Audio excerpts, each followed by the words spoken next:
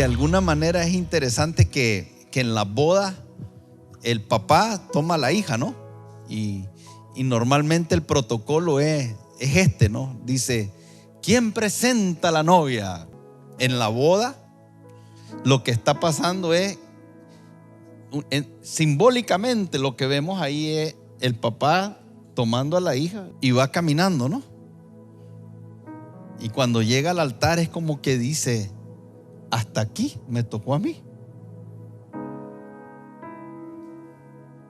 Y mire qué cosa, porque diría, imagínese un papá que diría, hasta aquí me tocó a mí, bendito sea Dios, ahora mantener la voz.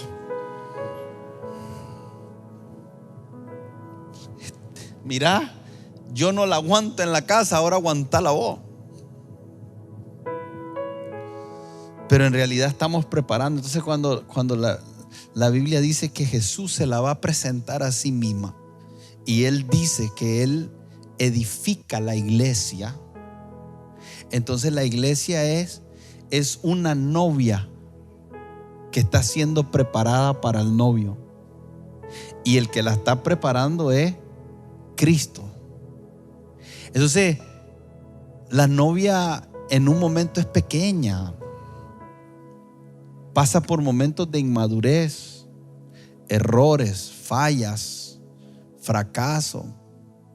Pero en todo ese proceso el papá está ahí, perfeccionándola, llevándola a la madurez, ayudándole a manejar las cosas, a reaccionar. Y si es un papá creyente, debería estar inculcándole a sus hijos la palabra de Dios. Les debería de estar enseñando a resolver situaciones, a conversar. Mira qué interesante hubiera sido para mí y para usted que mi papá me hubiera tomado y en un momento que me hubiera visto reaccionar me hubiera dicho, hijo, escucha lo que dice la palabra del Señor. Deberías de manejar este asunto así, así, así, así. Y qué lindo sería que por el otro lado el papá de Betsabé, mi esposa, en algún momento de su comportamiento indebido la tomara y le dijera, hija, mira, según la escritura esto debe de manejarse así, así, así, así. Y aquel día que a mí me tocara casarme con ella y ella conmigo, qué extraordinario que se encuentran dos personas que han sido instruidas en principios, en valores, de la misma manera. Y entonces cuando los miras en una situación ahí, ella fue instruida por su papá y él fue instruido por su papá. Qué diferente sería el matrimonio. No, nosotros llegamos silvestremente al matrimonio. Es como que de repente me casé y no sabía ni a lo que me metí. ¿A cuántos les pasó así? No la levante, hermano.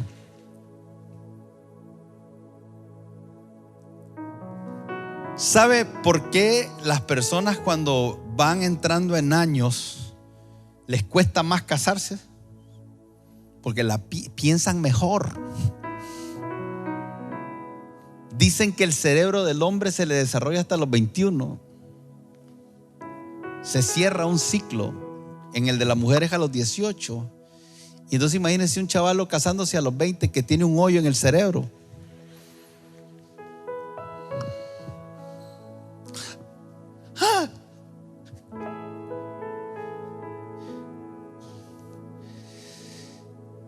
Así como un papá debería de preparar a una novia,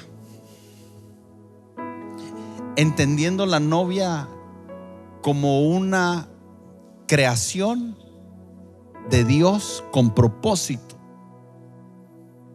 con una razón de ser, entendiendo a una niña, entendiendo a un joven como una creación que salió del corazón de Dios y que Dios tiene un plan y que Dios tiene un propósito y que hay cosas que Dios quiere hacer con ese individuo. Y la mayoría de nosotros, hermanos, somos un milagro.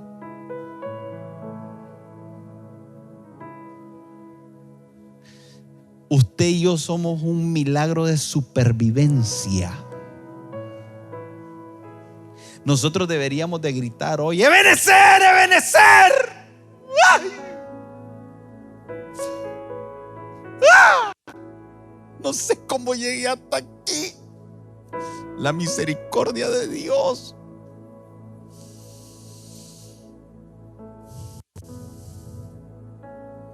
Una generación huérfana.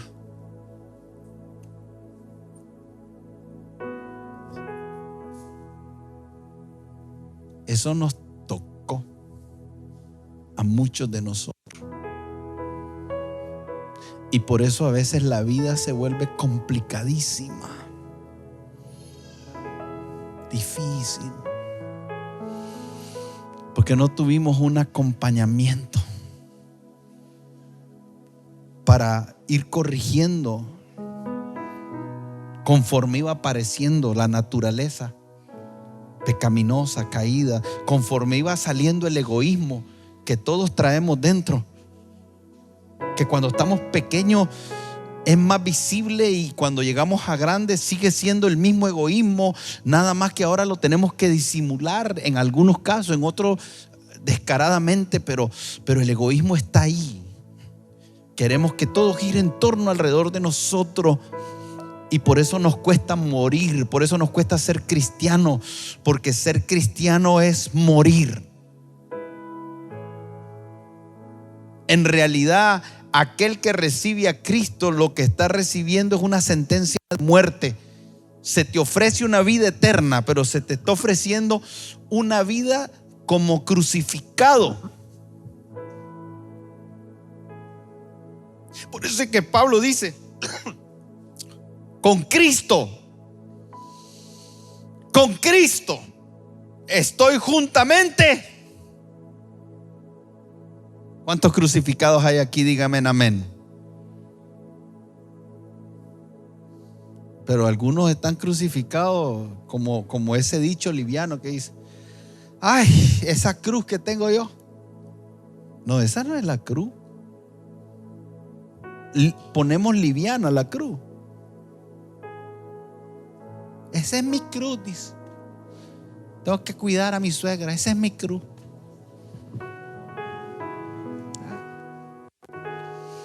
Esa es mi cruz. A mí me toca. No, yo no estoy hablando de esa cruz. Ese es un invento nuestro. Esa es mi cruz. No, esa no es la cruz. La cruz es muerte. Entonces, cuando estamos pequeños, está supuesto a venir un papá que ya está crucificado, que vive como un crucificado y que ahora cada vez que mira al hijo reaccionar en la carne egoístamente con los frutos de la carne, entonces el papá se hace al lado y lo va perfeccionando. Esa palabra perfeccionar es llevar a la madurez. Lo que no corregimos como papá cuando vamos caminando en la vida con nuestros hijos y lo volvemos permisible, van formando en aquella persona algo, y que cuando llega al altar, lo que entregamos ahí es lo que hemos formado. Por eso sabiamente algunos dicen: ¿querés saber con quién te vas a casar?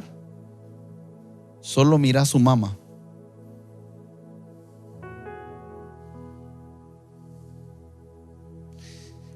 ¿Querés saber cómo te va a tratar ese novio en el futuro? Solo mira cómo trata a su papá, a su mamá. ¿Querés ver qué es lo que va a esperar? ¿Querés darte una idea de lo que puede esperar en su vida, solamente observa cómo gobernaban la casa. Observa a la mamá, observa al papá y lo vas a ver. ¿Por qué? Porque al final vivían en la casa y los comportamientos de ellos son transferidos, pero la tendencia es que los hijos, lo que nosotros hacemos con moderación, ellos los van a llevar a un nivel fuera, en una dimensión mayor de error. Entonces el Señor dice: yo estoy edificando mi iglesia. Y la iglesia, Él vino a esta tierra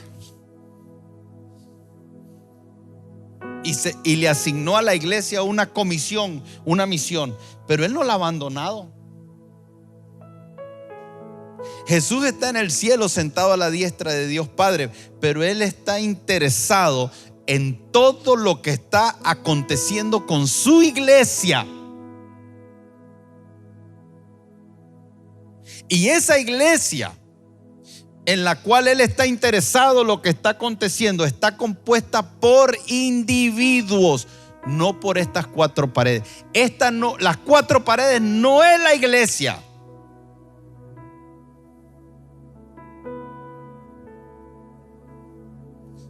La iglesia somos usted y yo. Entonces, cuando nosotros pensamos en una iglesia gloriosa, no estamos hablando de una iglesia con templos y aire acondicionado y alfombra y sonido. Esa no es la iglesia gloriosa. Y muchas veces estamos más atentos de la apariencia de esas cosas. Y qué peligroso es que como pastor estemos construyendo algo en lo cual Dios no está realmente enfocado. Entonces, de alguna manera, Él está queriendo edificar, perfeccionar a su iglesia, que son individuos, y lo que debemos de hacer nosotros es venir y agregarnos, como dice la Escritura, como colaboradores de Dios. Y habla de que en lo que colaboramos es la edificación, y entonces habla de edificios y se refiere a cada uno de ustedes y a mí como piedras vivas. Otra similitud que hace es el cuerpo, y nos llama cuerpo, nos llama edificio, nos llama huerto de Dios. Pero todo lo que el Señor está haciendo es queriéndonos llevar a la perfección, para que un día, y pudiera ser que nosotros seamos esa generación, que el Señor venga y la iglesia esté a la medida de la estatura del varón perfecto que es Cristo. Esa es la meta. La meta no es hacer cultos.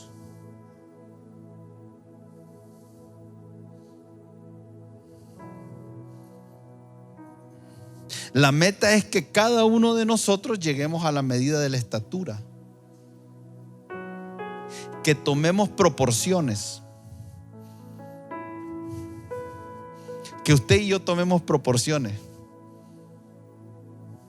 que crezcamos. Eso lo está haciendo el Señor en la vida de cada uno de ustedes y en la vida mía.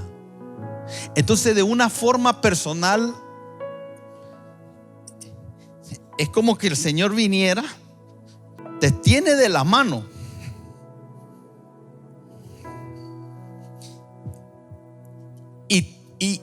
y usted representa una porción del edificio, usted representa una porción del cuerpo, usted representa una porción de la iglesia, y usted es una piedra viva.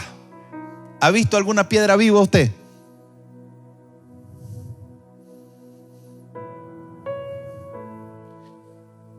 Y el Señor te está tomando y te está perfeccionando, porque aún los que murieron son parte de esa iglesia gloriosa.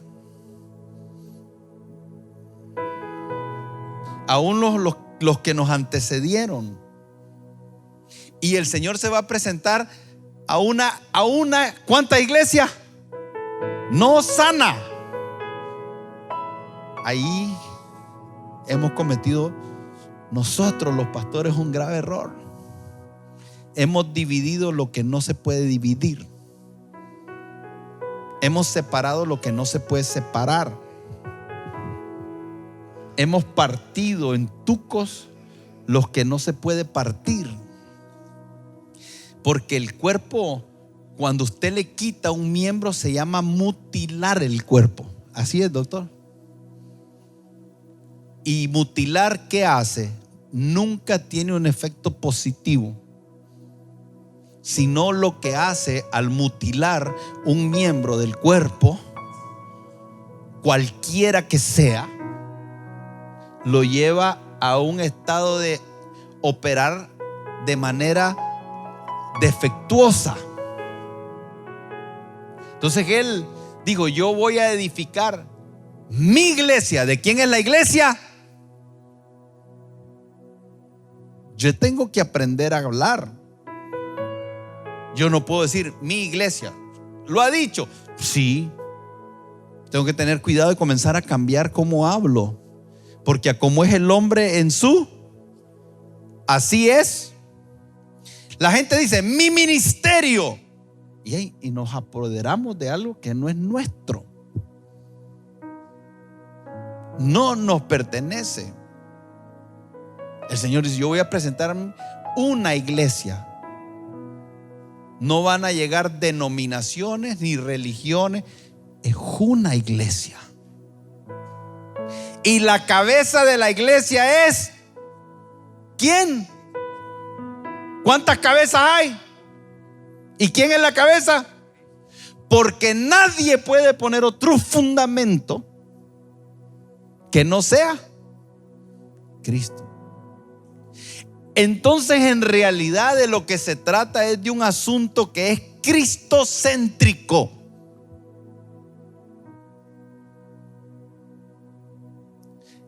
Cristocéntrico significa que todo gira en torno alrededor de Cristo.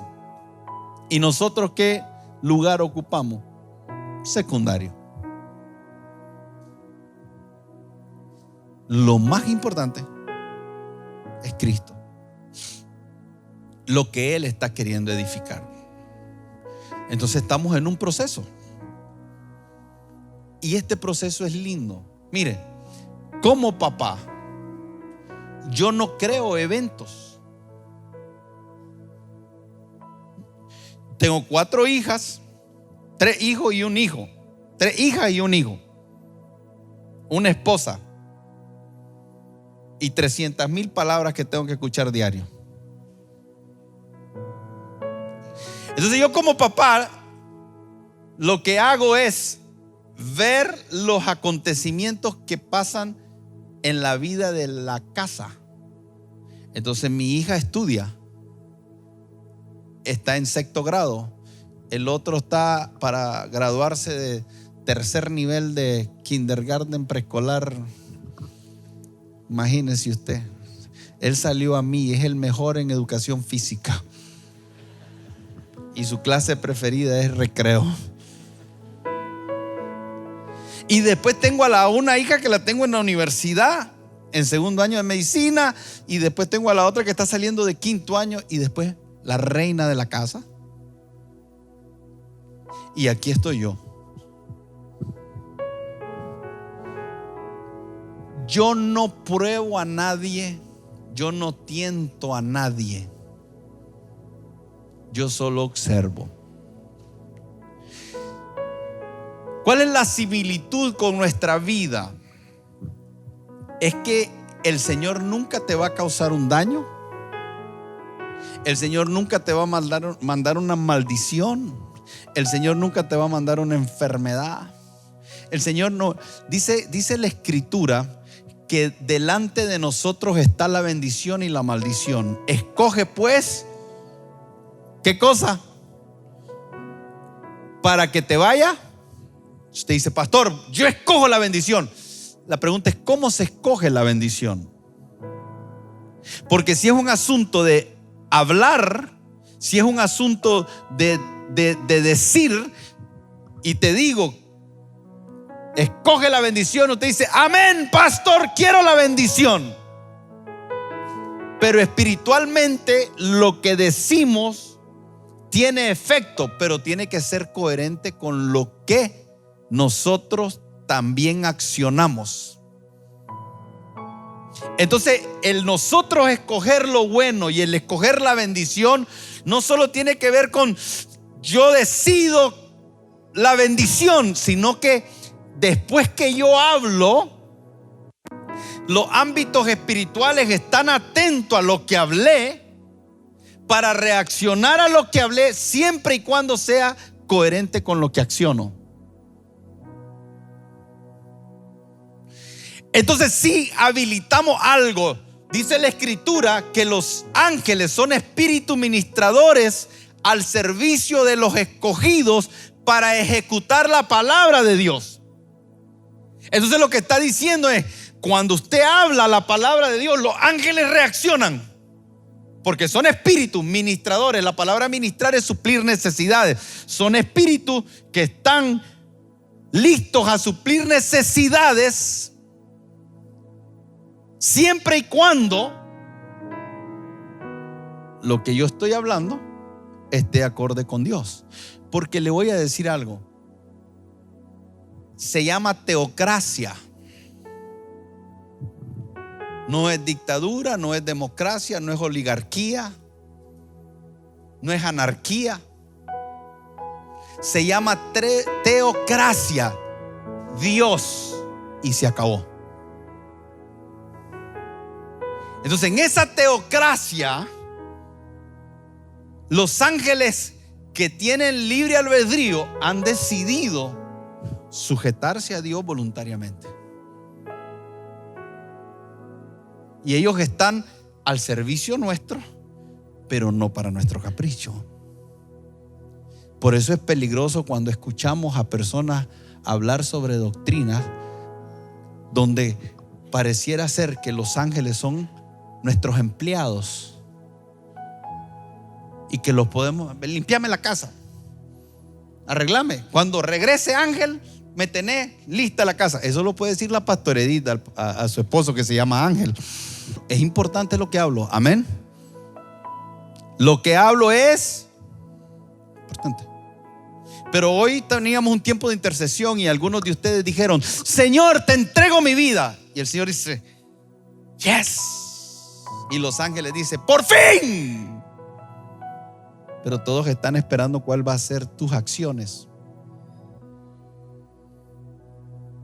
Y ahí muchos son los llamados, pocos los escogidos. No porque el Señor no nos quiere escoger a todos y tenga favoritos, sino porque aunque el llamado es para los muchos, solo son algunos que se posicionan en el lugar de que puedan ser elegidos por la coherencia. Y es una coherencia mental, es una coherencia del corazón, es una coherencia de las palabras y es una coherencia de las acciones. Tenemos que ser coherentes. Alguien que no es coherente es loco, esquizofrénico, enfermo mental. Y en este contexto, aquellos cristianos que hablan una cosa y viven otra están locos. No hay coherencia. Y la coherencia nos roba la posición para poder ser respaldado como el Señor quiere respaldarnos, para que el Señor se manifieste como Él quiere manifestarse en nuestra vida. Es un estado de locura donde creemos que podemos escoger con nuestras palabras la bendición, vivir con nuestras acciones como quien quiere la maldición y aún así ver un resultado bueno en nuestra vida. El Señor nos da el poder a usted y a mí de la bendición y la maldición. ¿Qué clase poder el que el Señor nos entrega? Nos entrega la habilidad de determinar dónde podemos terminar mañana. En medio de las situaciones difíciles que podamos atravesar, en medio de las adversidades, hay una esperanza extraordinaria en nosotros cuando sabemos escoger coherentemente la voluntad de Dios, que es buena, agradable y perfecta. Nuestro futuro es predecible en un alto porcentaje. Las cosas que se nos salen de las manos son pocas. Son más las que tenemos control que las que no tenemos control. Escuche lo que le digo. En su futuro, usted tiene un alto porcentaje de control. Hay una parte que se le sale, pero hay una mayor parte que usted tiene el control, y yo también.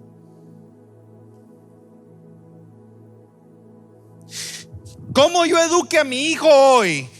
Si lo hago correctamente, hay un alto porcentaje que mañana él se convierte en un hombre de bien. Y hay un porcentaje menor que, habiendo hecho yo lo bueno, él decide hacer lo malo, porque es una realidad. Porque él es autónomo, es una persona que cuando crezca va a tener que tomar sus propias decisiones. No se le puede robar el libre albedrío. Es de él. Todo ser humano nace con eso, y tarde o temprano lo va a ejercer, y es individual. Entonces el Señor no solamente nos pone la bendición y la maldición, sino no solamente viene como el Paracleto, dice la Escritura, el Espíritu Santo, el Paracleto, el que se para al lado nuestro.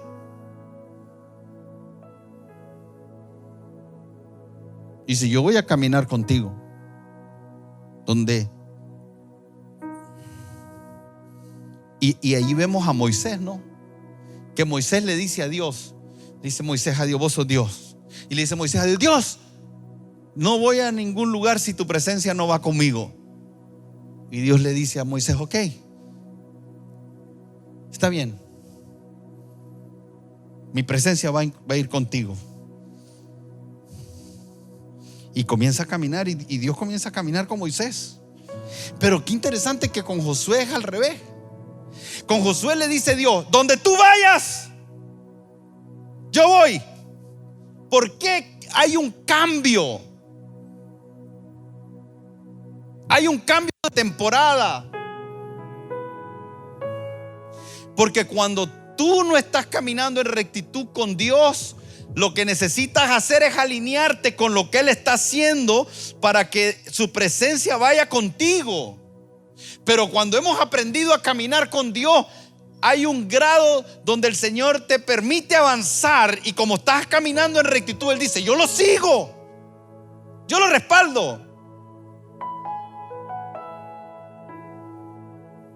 De una u de otra manera, hay veces que tenemos que decir: Señor, no voy si tu presencia no va conmigo. Y hay algunos momentos que tenemos que llenarnos de fe, saber que Él está con nosotros, que Él ha prometido estar con nosotros. Él iba a ir a donde tenga que ir por nosotros, y Él nos prometió que las puertas del Hades y del infierno no van a prevalecer contra su iglesia.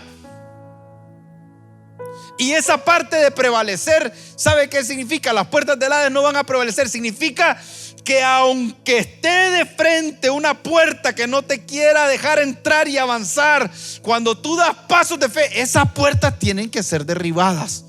Ese es un poder tremendo. Requiere fe. Pero ¿sabe qué? Una puerta que se te cierra es oposición. Entonces muchas veces nosotros estamos viendo la oposición mal. Porque hay una oposición que se levanta por maldición, pero hay una oposición que se levanta por conquista. Tengo que aprender a diferenciar eso. ¿Sabe que las oposiciones que se levantan por conquista no solamente son inevitables, pero en un sentido son buenas? Porque lo que se te está levantando es una oposición porque hay algo que se te va a entregar. Y entonces dice el Señor: mi iglesia, yo la voy a edificar, y las puertas del Hades no van a prevalecer. Entonces lo que está diciendo es: iglesia, el infierno se te va a interponer.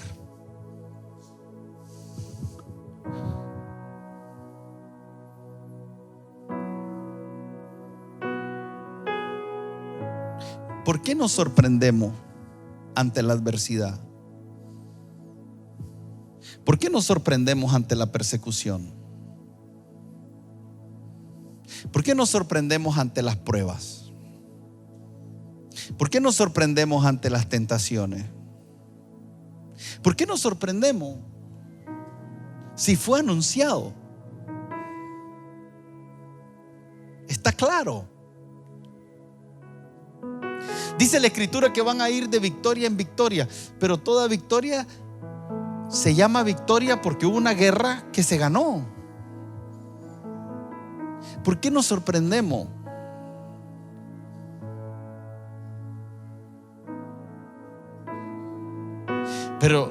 Pero ahí es donde el Señor nos dice a nosotros: ustedes son más. ¿Están aquí o no? Somos más. Somos más que vencedores en Cristo Jesús. Entonces dice el Señor: yo voy a edificar mi iglesia y me la voy a presentar. O sea, qué lindo Dios, porque Él es el novio que se va a casar con su iglesia. Entonces, pero Él mismo es quien se la va a presentar. Entonces también es el Padre, es el Señor, es el Rey, es el Creador, es el Príncipe. Y Él dice: yo la voy a edificar. Yo voy a garantizarme que el día de las bodas esta iglesia esté madura. Y entonces ahora viene Él y participa de los procesos como un papá participa de los procesos. Él no trae maldición. Él no, le llama a sus ángeles, llama a Miguel y llama a Gabriel y le dice: Gabriel y Miguel, yo quiero que vayan a Comunidad Osana y me le hagan la vida imposible para ver cómo reaccionan. Él no hace eso. Él no tienta a nadie al mal. Él jamás mandaría una acción que provoque una circunstancia en tu vida que te desanime y que te lleve a apartarte del Señor. Jamás haría eso. Jamás generaría una situación que te lleve a abandonar tu matrimonio. Jamás. Jamás Él enviaría una circunstancia que envíe a tus hijos a la droga. Jamás Él te mandaría a que pierdas un trabajo para que pases por una prueba de aguantar hambre. Jamás haría eso Él. Jamás te llevaría a que en el negocio hicieras una transacción que te llevara a la quiebra para que entonces ahí miremos cómo reacciona. Jamás. Dios jamás incitaría a alguien al mal. Jamás. Ahora, fíjese bien que cuando estamos desanimados, cuando estamos en conflicto en la familia, cuando estamos viviendo circunstancias con los hijos, cuando hay cosas que están ocurriendo, lo que provoca eso es una tentación a desviarnos y hacer lo malo. Y entonces, pastor, ¿cómo se explica eso? Eso se explica sencillo. Vivimos en un mundo que tiene una naturaleza caída, injusta, y que el mal está operando, y que por causa de nosotros estar en la tierra somos expuestos a ese mal. Y la batalla de la fe tiene que ver con la capacidad que nosotros tenemos de estar en este mundo caído, donde hay aflicciones, donde hay dificultades, donde hay hambre, donde hay muerte, donde hay enfermedades, donde hay todo tipo de males. Y ahí, en ese mundo, vivir bajo los principios del reino. Y en ese proceso, en esto que está aconteciendo, ahí somos nosotros perfeccionados. Pero muchas de las luchas, repito y lo dije hace un momento, yo me atrevo a decir que tal vez déjeme usarlo, puedo estar equivocado, no es palabra de Dios, pero yo me atrevo a decir que 70% de nuestros clavos, de nuestros problemas, de las cosas que nos están haciendo sufrir, se solucionan solamente haciendo ajustes en los valores, en los principios, en los hábitos. 75% de las cosas que estamos viviendo, nosotros, creo yo, tenemos el poder de solucionarlo. Y para mí es más alto.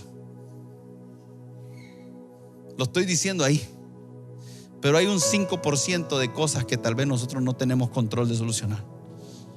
Yo no puedo solucionar la economía del mundo, pero hay una parte de mi economía que yo la puedo manejar si la administro bien, si le pongo fe. Hay hambre en el mundo y la economía está mal. Sí, y los que hablan de que las cosas del año que viene vienen mal, pero yo no puedo darle a eso un mayor nivel de poder que lo que yo puedo hacer. Porque cuando yo hago eso, entro en una vida sin esperanza. ¿Qué esperanza tengo si el futuro mío está fuera de mis manos? No. La Biblia dice que busquemos primeramente. ¿Y qué? ¿Y qué va a pasar? ¿Y qué cosa? No es una buena salida ante eso. Entonces pregunto, ¿tenemos o no tenemos herramientas? ¿Tenemos o no tenemos armas? ¿Tenemos o no tenemos una influencia sobre el futuro? Hablando particularmente, sí tengo, pero requiere fe. Y al Señor no se le pasa por alto. Entonces el Señor sabe, cuando hubo hambre en la tierra, ¿qué hizo Abraham? Descendió ¿tenía alternativa? Claro, tenía alternativa. Dios le había prometido: yo te bendeciré. La bendición eres tú, no la tierra.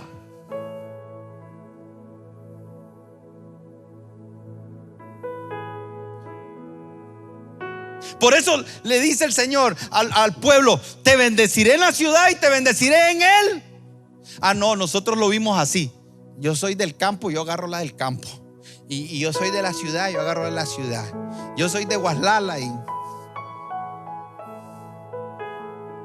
No, lo que está diciendo es: hey, tranquilo, no es si vive en Guaslala o en Jinotega, en Estados Unidos, en Nicaragua, en Japón o en China, en África, en Uganda o en Etiopía. No es un asunto de eso, es que yo te bendeciré.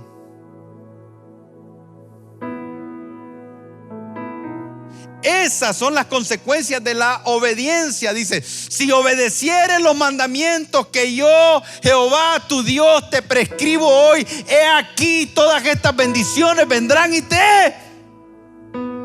¿tengo yo influencia sobre mi futuro o no?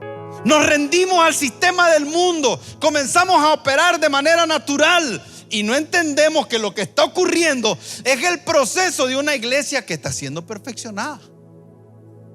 Pero el Señor está diciendo: yo voy a estar ahí con vosotros todos los días hasta el fin. Y cada situación que vivan, cada circunstancia que pasen, a los que me aman, todas las cosas le ayudan a bien de acuerdo al propósito. Y este versículo lo recitamos y lo recitamos y lo recitamos y no lo hemos abrazado. No lo hemos entendido. Porque dice ¿cuántas cosas? ¿Cuántas cosas? Entonces yo miro a mi hija y esta es la aplicación en la vida, en lo que está pasando con nosotros, con Dios. Entonces mi hijo tiene un entorno ahí en tercer nivel de preescolar. Él tiene un entorno. Y mi otra hija en sexto grado tiene un entorno. Y mi otra hija en quinto grado tiene un entorno. Y mi otra hija en segundo año de medicina tiene un entorno. Y entonces yo estoy desde aquí observando. Y yo no le puedo pedir al de tercer nivel que reaccione como el de segundo año de medicina, pero no le puedo pedir a ella que se comporte de esta manera. Y lo que a mí me toca es venir y acompañar a cada uno en su proceso.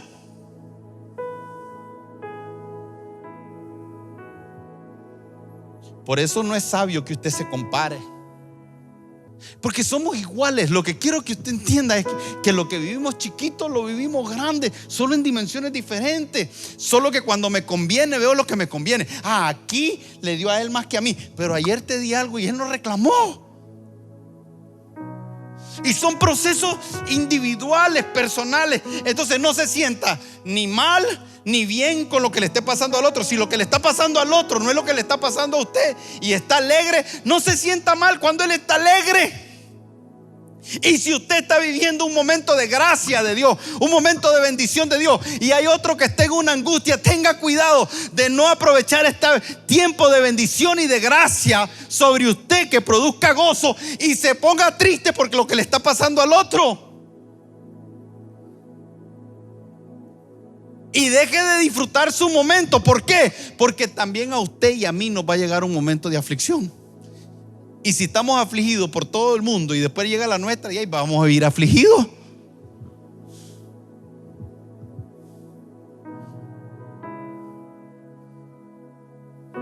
Y sí, la Biblia dice que lloremos con los que lloran y nos alegremos con los que se alegran. Claro, tiene que haber, eso tiene que ver con que yo estoy triste porque estoy en una prueba, en un momento difícil, y a él le dieron un trabajo, y yo le digo: gloria a Dios, mi hermano, me alegro por ti.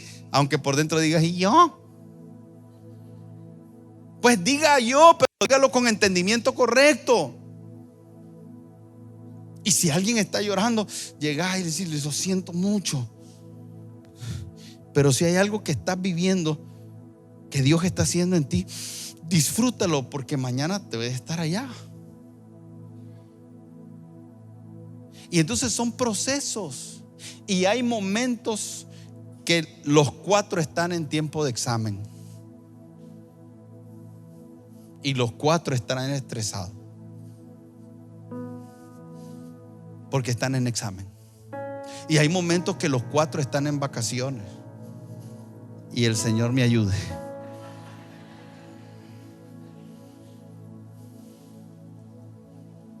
Pero hay momentos en que uno puede estar más relajado, el otro puede estar.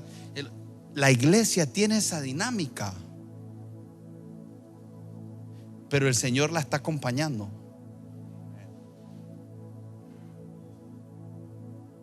Y tenemos que tener un sentido espiritual, escritural, porque si no, el desánimo no es una evidencia del Espíritu Santo. El enojo no es una evidencia del Espíritu Santo. La amargura no es una evidencia del Espíritu Santo. El afán no es una evidencia del Espíritu Santo. La lujuria no es una evidencia del Espíritu Santo. La envidia no es una evidencia del Espíritu Santo. Los celos no son una evidencia del Espíritu Santo. El irnos al mundo no es una evidencia del Espíritu Santo. Una vida llena de tentaciones que te están moviendo el piso y que sientes una atracción tan fuerte que ya se te está convirtiendo en casi imposible de rehusarte, no es una evidencia del Espíritu Santo. Todas esas cosas están reflejando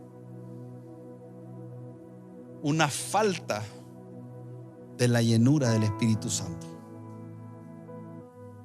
Tenemos que tener cuidado, porque la queja no es una evidencia del Espíritu Santo. En los procesos que sea que vivamos usted y yo,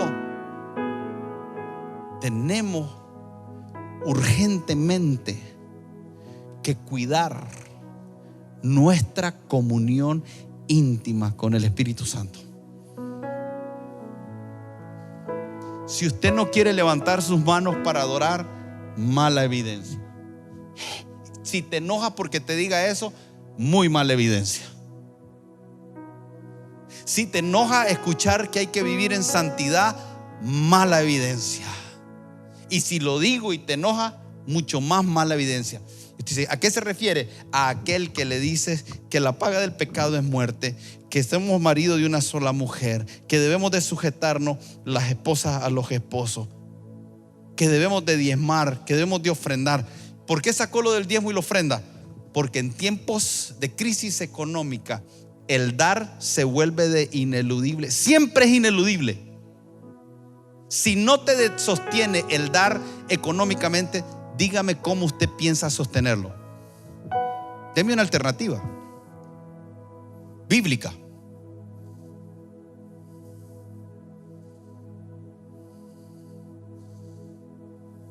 Deme una alternativa bíblica que hable de cómo el Señor va a ser fiel y suplir nuestras necesidades, que no tenga que ver con la generosidad y el dar. Cualquier otra alternativa es una alternativa de Egipto. Cualquier otra alternativa que usted me dé, le aseguro que le puedo demostrar a través de las Escrituras que es usted descendiendo a Egipto.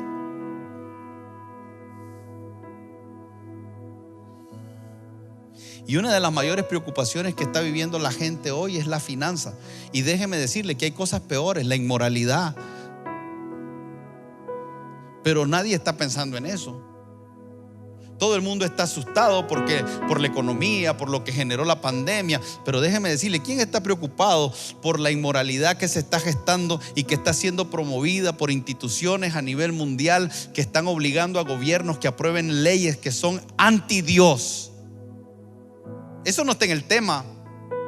No estamos tan preocupados por la exposición de nuestros hijos a lo que se les viene encima. No estamos preocupados porque el Estado va a querernos quitar la educación de nuestros hijos. Se van a meter a nuestra casa y van a quererlos sacar de nuestra casa. Y nos van a decir que no tenemos derecho a darles principios. Y nos van a decir que ellos están chiquitos y que no podemos meterles ninguna enseñanza hasta que ellos estén grandes. Pero ellos sí se las están metiendo en cuanto a género y se las están metiendo en cuanto a todo eso. Ellos pueden educar. Esa es la locura. ¿Quién está preocupado por eso? Mire qué locura, mire qué locura. Ok, no le podés enseñar tus principios evangélicos cristianos. Les estás robando a ellos. Ellos tienen que decidir cuando estén grandes. Pero en las escuelas les quieren meter en los libros de texto. Hollywood está sacando todos los muñequitos. Y las leyes van en esa dirección. Pero nosotros no podemos educarlos. Ellos sí. Y ¿sabe qué? Cada día lo que acabo de decir se vuelve más estresante. ¿Sabe por qué? Porque hay un asedio a que no digamos esto. Porque si decimos esto, somos llenos de odio. No importa cómo lo digamos, si lo decimos bien o lo decimos mal, es odio. Es odio. Y entonces ahora hay mucha gente que no sabe cómo decirlo. ¿Sabe qué nos están queriendo quitar? La voz. Algunos están preocupados por las mascarillas. Hay una mascarilla espiritual que quiere cerrar la boca para que no hablemos.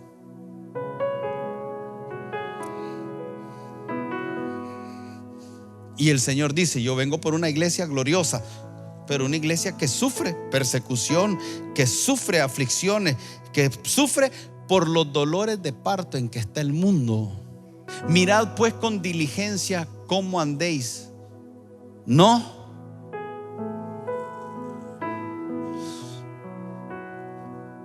Pastor, ¿y por qué tengo que andar con diligencia? Siguiente versículo. Dice, no solo tengo que andar con diligencia, sino tengo que, ¿qué cosa? Aprovechar bien el tiempo. ¿Por qué? ¿Por qué? Yo no. ¿Quiere que le diga algo, hermano? Los peores días de la humanidad no pasaron, están adelante. Pastor, no diga eso, hombre, no diga eso. Y los espirituales dicen, no lo recibo, no lo recibo, los mejores días están por delante. Y ahí entonces la palabra es mentir. En los postreros días se aumentará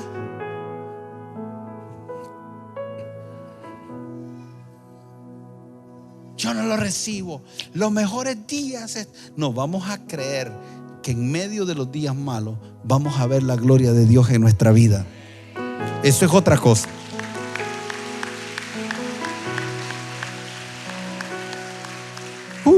A mí me gusta cuando hablo con los pastores. ¿Cómo está la gente? ¿Cómo está la gente? Pastores, están luchando, pero ahí van. Estamos viendo la mano de Dios. Hay gente que está consiguiendo trabajo nuevo. Hay gente que está consiguiendo aumento. Hay gente que está avanzando en su familia, en su matrimonio. Hay alguien que ya va a salir, el hijo de la escuela. Fue un gran sacrificio, pero ya está saliendo de la universidad. Pastor, acaba de entrar a hacer un trabajo. El hijo se le va a casar y se le va a casar bien. Cuando vos comenzás a oír eso, eso no habla de días buenos. Eso habla de la mano de Dios, de favor y de gracia en medio de los días malos.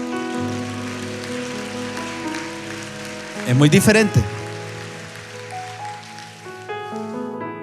Pero es batalla de fe. Pero el Señor viene por una iglesia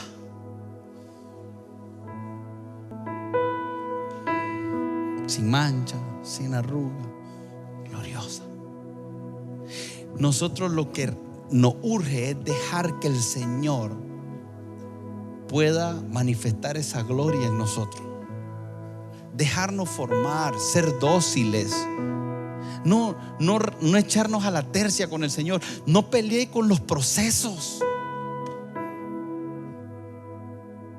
No se queje de los procesos. No esté cuestionando los procesos. ¿Por qué? Porque la Biblia dice que los días son malos y nosotros lo que necesitamos es aprovechar el tiempo. La queja no te hace aprovechar el tiempo.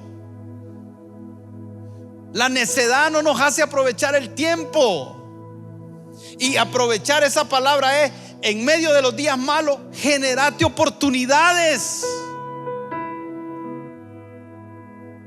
Algunos empresarios que no creen en Dios lo entienden mejor que nosotros, porque algunos dicen, los tiempos de crisis financiera se caen mucho, pero son los tiempos que se levantan los nuevos. En otras palabras, ellos están viendo la crisis financiera como una oportunidad para ellos generar riqueza. Es una mentalidad. Los japoneses no tienen una palabra para hablar de crisis específicamente. ¿Sabe qué? Ellos tienen una palabra que significa lo mismo. Significa crisis y significa oportunidad en japonés. El Nika dice crisis. ¡Qué gracia! Te paisito. Porque a los que aman a Dios nos dice su palabra todas las cosas. Parece que son los japoneses, los cristianos, porque ellos lo entendieron y lo incorporaron como una cultura y se lo enseñan a los niños. El niño se cae en Japón y cuando está en el suelo dice, vuelve a ver para ver si hay un billete de $100. Oportunidad, dice. Me caí. Aquí no, aquí se cae. Y el chaval, y ahí sale la mamá.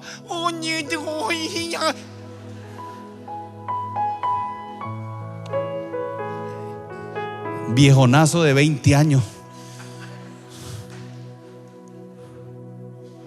A mi chiquito le voy a hacer la comida.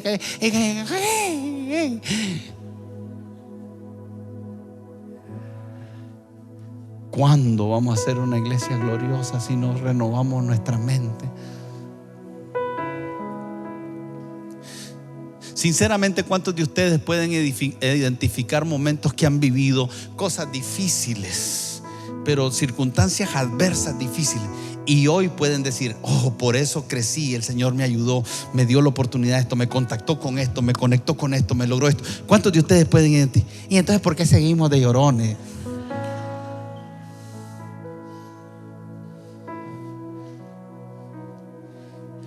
Y entonces,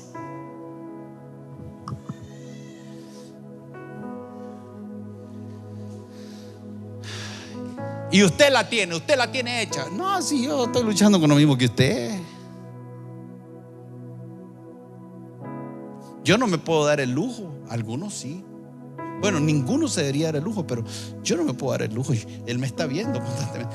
Pastor, pasó algo aquí. Ay, que venga Cristo. Hagamos algo. Es una dinámica de iglesia. Es una dinámica de iglesia donde vivimos las cosas de la vida, pero en medio de eso el Señor nos dio el ayuno, el Señor nos dio la intercesión, el Señor nos dio que entrenemos a los santos para la obra del ministerio. O sea, toda una dinámica alrededor del mundo tomando lugar, no solo las situaciones difíciles. Esa es una agenda que tenemos que tener cuidado de que no determine nuestra agenda, porque el mundo, sí es cierto que el mundo vive tiempos malos, pero la iglesia no vive reaccionando a los tiempos malos. La iglesia tiene una agenda, Cristo tiene una agenda, y su agenda es perfeccionar a su iglesia en medio de todo lo que esté ocurriendo. Lo más importante es que nosotros estemos caminando en ese proceso de perfección. Recobremos la agenda. Dejemos de ser reactivos. Escuchemos qué es lo que Dios está queriendo hacer de manera individual con nosotros. Y en medio de todas las adversidades, entendemos que esas adversidades tienen como objetivo que abandonemos la agenda. Por eso es que necesito una agenda, y una agenda divina. Su familia necesita entender claramente hacia dónde van a estar en los próximos 3 años, dónde van a estar en los próximos 5 años, qué es lo que están viendo con sus hijos, qué es lo que están queriendo edificar con sus hijos, qué es lo que están viendo hacia adelante, qué es la temporada que está viviendo hoy. Tenemos que ser entendidos en los tiempos, porque los tiempos son malos, pero debemos de vivir sabiamente, aprovechando aquello que es crisis para convertirlo en una oportunidad. Y eso no se puede hacer si no somos llenos del Espíritu Santo. Por eso ahí, en ese contexto, termina diciendo: sed llenos del Espíritu Santo. ¿Sabe por qué se nos vuelve difícil la vida? ¿Sabe por qué las crisis no vemos oportunidad? ¿Sabe por qué la congoja? ¿Sabe por qué el enojo? ¿Sabe por qué la arrogancia, la mala crianza? ¿Sabe por qué todas esas cosas? Por la ausencia del fluir de la vida de Dios, de un constante renovar de la llenura del Espíritu Santo. Queremos ser vencedores, queremos vivir en esa victoria en medio de la batalla. Hermano, para usted y para mí, lo más importante es ser lleno del Espíritu Santo. Y ser lleno del Espíritu Santo lo podemos traducir de muchas maneras: intimidad, comunión, caminar con Dios, escuchar la voz, pasar tiempo con Él. Al final, todas esas cosas lo que hacen es: ¿qué ves? Si estás en la carne, veo un valle de huesos secos. ¿Qué ves? Un valle de huesos secos. ¿Qué ves? Un valle de huesos secos. Pero ¿cómo cambia la perspectiva a una perspectiva profética? Profetiza sobre esos huesos secos.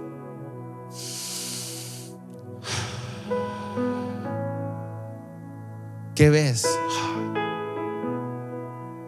De repente los huesos secos toman músculo y se vuelven un ejército.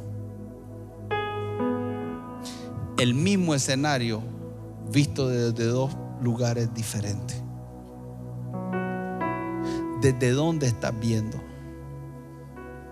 Si estás viendo la vida con expectativa, mala noticia. Si estás viendo desgracia, lo que vas a entrar es en temor. Pero si también no estás viviendo una vida en el Espíritu, llena del Espíritu Santo, en santidad, y lo que tienes es te cree intrépido, y lo que tenemos es un arrebato de imprudencia que lo llamamos fe, nos va a ir mal. La exactitud es fe, lleno del Espíritu Santo, entendiendo santidad, posicionamiento espiritual. Porque aquellos que están en el mundo también pueden ver una crisis y decir oportunidad, pero no tienen lo que tú y yo tenemos. Nosotros tenemos a Cristo.